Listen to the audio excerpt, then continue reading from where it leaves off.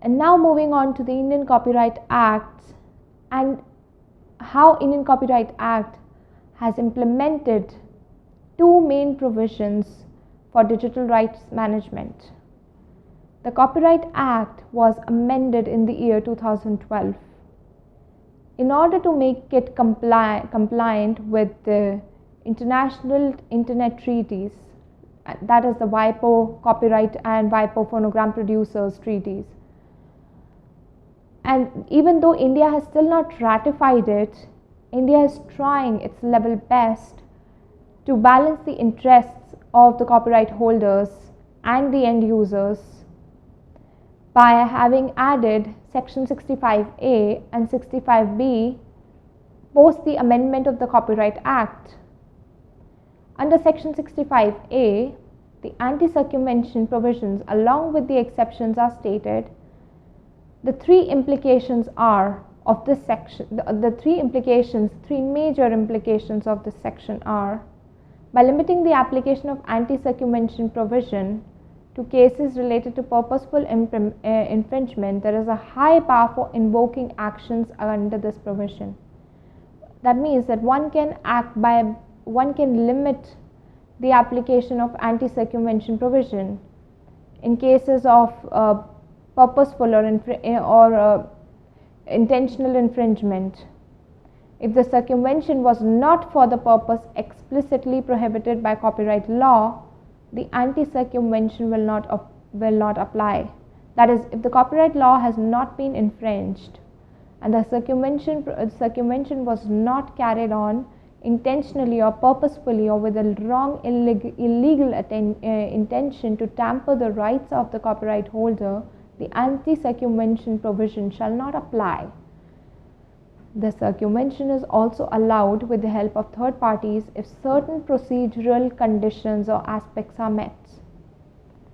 Furthermore, Section 65B of the Act says, if any person intentionally removes or alters any rights management information without informing the concerned authority, he or she shall be imprisoned for up to 2 years as well as fines.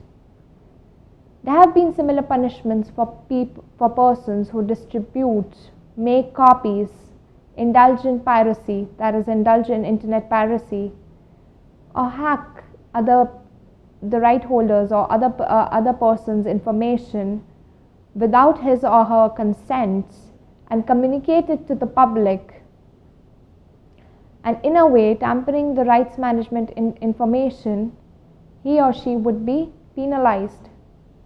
The provision also particularly mentions the criminal remedies are in addition to the civil remedies provided under the Copyright Act for the owners.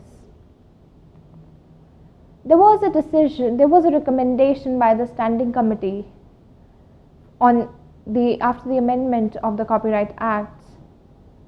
As per the experience and the situations which occurred in the developed countries and the cases which took place in the developed countries, TPM's technological protection measures had stifled innovation. It was noticed that they also limited the access to public works, fair use rights, and overall hindered the privacy of the end users.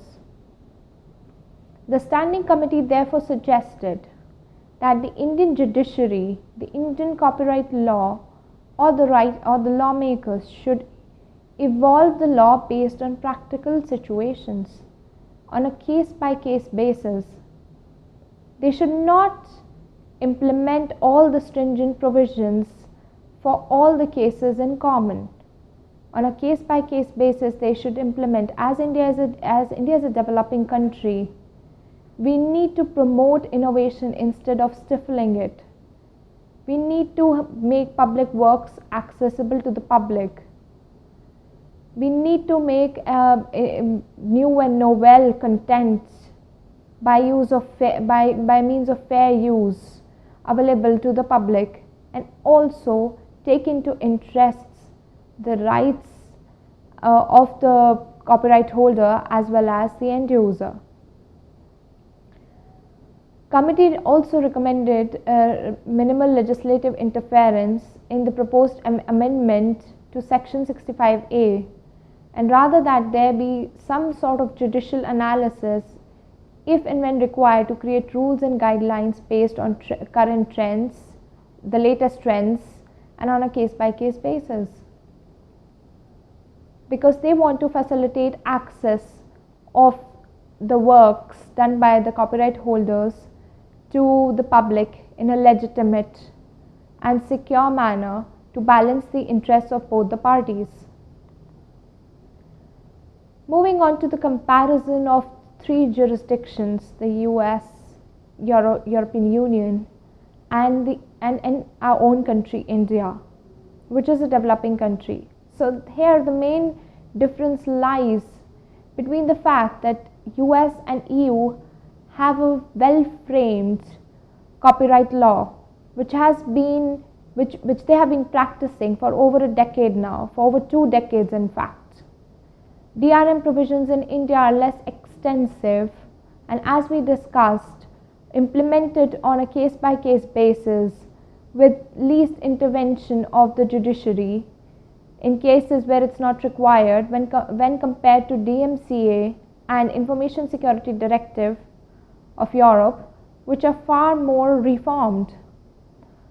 The DRM provisions in the United States and European Union have been in existence for a decade now, and so lay an effective platform for others also to learn and follow.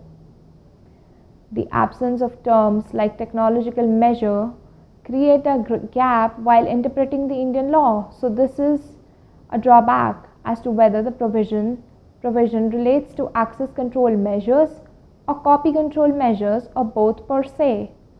So there is definitely a gap in the law, in the Indian law, when it comes to the terminology, which is more explicitly given in the Information Security Directive of Europe or Digital Millennium Copyright Act of America.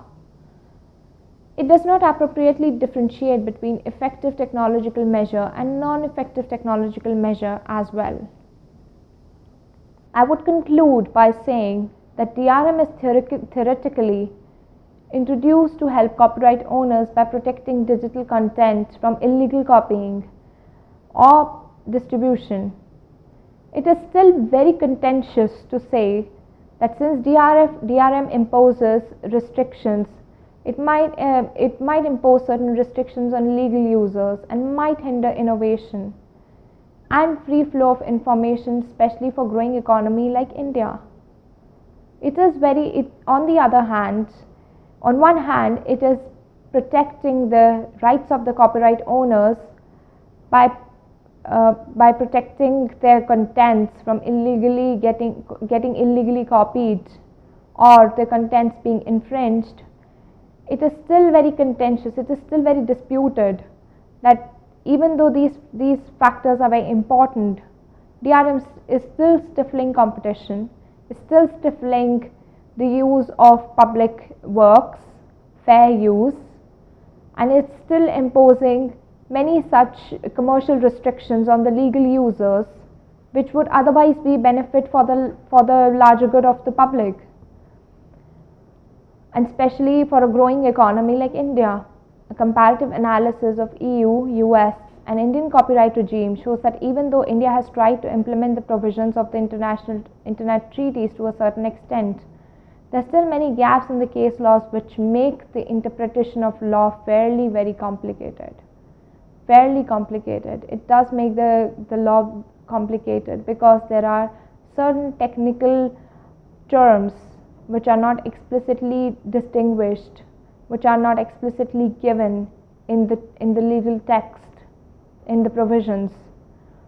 So India needs to still work harder on the amendment of its Copyright Act, but at the same time it has a duty to maintain and balance the interests of both the end users and copyright producers. Thank you.